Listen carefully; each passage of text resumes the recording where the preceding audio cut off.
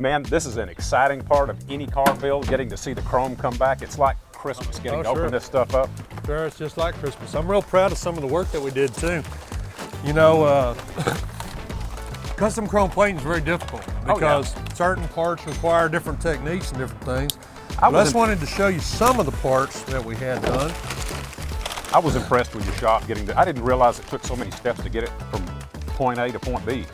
Wow, check that It's out. the radio cover.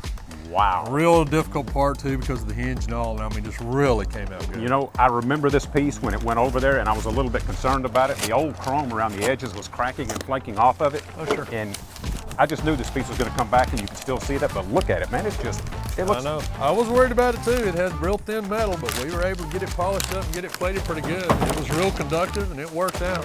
There's a lot of these parts that are like that. They really came out well. This piece probably looks better than it did brand new. Incredible work, man. Incredible work. Thank you. I think you're going to be pleased with all of it, Carl. I really am. That is incredible. You know, one of the things that's real important is you guys, once you get it on the car, you get it all waxed up. I remember you saying that, and that's a step that I had never heard before, was to put a coat of wax on it. Actually, before you handle it, so I think is what you were telling us. Yeah.